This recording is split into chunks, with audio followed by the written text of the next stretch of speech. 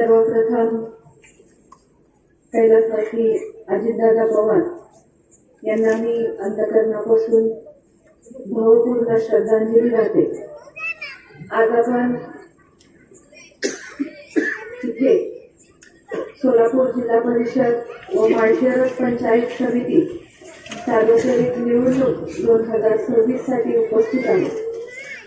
मंचकावर उपस्थित असलेले आपले सर्वांचे लाडके सन्मान्य धवलदादा, सन्मान्य वाघमारे साहेब, सन्मान्य स्वप्नील भैया, अकलूज नगर परिषदचे नगरसेवक सन्मान्य सयाजीराजे, मंचकावर उपस्थित असलेले आपले उमेदवार सन्मान्य नारनवर साहेब, त्यांच्या वहिनी उभ्या आहेत, पण त्यांच्या पायावरून गाडी गेल्यामुळे ते प्रचाराला येऊ शकत नाही। हॉस्पिटलमध्ये इथे उपस्थित असलेले सन्मान्य दीपक मामा, इथे उपस्थित असलेले मंचकावर उपस्थित असलेले सर्व सन्मान्य मतदार बंधू आणि भगिनींनो, आज जर आपण पाहिलं तर राष्ट्रवादी काँग्रेस पक्ष, शरदचंद्र पवार, शिवसेना उद्धव बाळासाहेब ठाकरे, राष्ट्रवादी काँग्रेस पक्ष अजित पवार गट, भारतीय राष्ट्रीय काँग्रेस शिवसेना शिंदे गट, Republican party of India Athawale गट आणि स्वाभिमानी शेतकरी संघटना व मित्र पक्ष इथे उपस्थित असलेले आठवले गट, म्हणजे आपण सर्वजण एकत्र येऊन आताची स्थानिक स्वराज्य संस्था जिल्हा परिषद आणि पंचायत समितीची निवडणूक लढवायचं ठरवलेलं आहे। आता सर्व पक्षांची नावं घेतली तर ह्याच्यामध्ये सगळा अर्थ लपलेला आहे। जास्त स्पष्टीकरण देणं मला उचित वाटत नाही। आणि मागच्या काही दिवसांपासून, काही महिने म्हणायला हरकत नाही, वर्ष दीड वर्ष झालं, आपण ज्या पद्धतीने टीव्ही चॅनल्सवर बातम्या पाहतो, तर महाराष्ट्रामध्ये आणि देशामध्ये सुद्धा आपण जर पाहिलं तर एक सामान्य नागरिक कुठंतरी मनामध्ये अस्वस्थ झालेला दिसतो।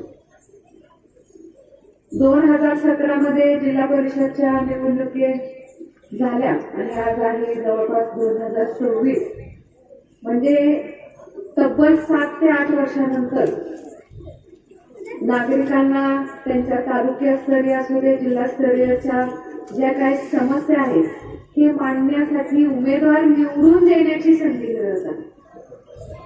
त्यामुळे ही संधी फार मौल्यवान आहे।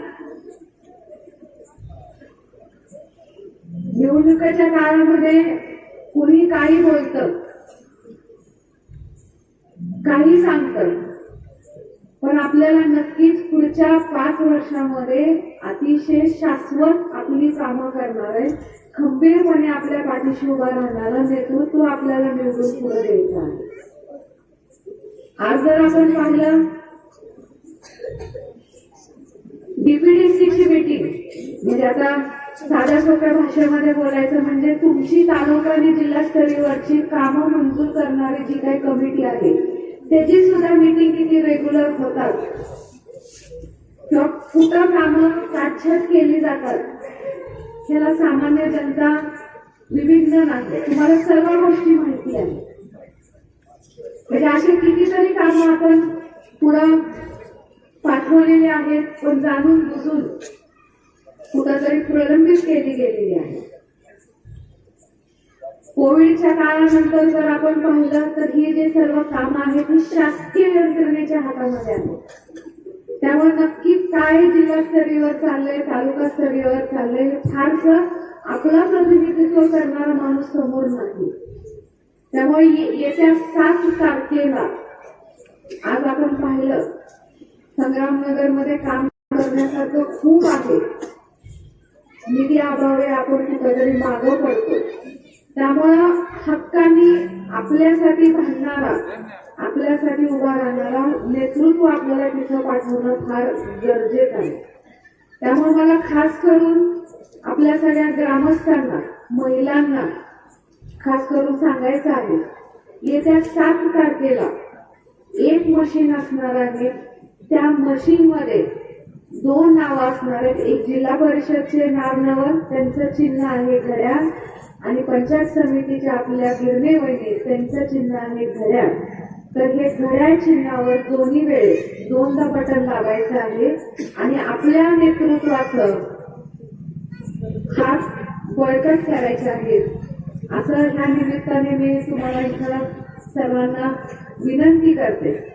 आज राष्ट्रवादी काँग्रेस पक्ष अजितदादा पवार गट याचं नेतृत्व सन्मान्य आपले धवलदादा करत आहेत आपल्या तालुक्यामध्ये.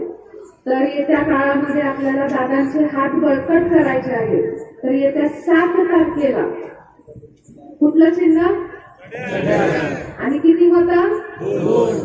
सकाळपासून काय प्रचार चाललाय मला माहिती आहे, तुम्हाला पण माहिती आहे. आपण त्याला बळी पडणार आहे का? नाही.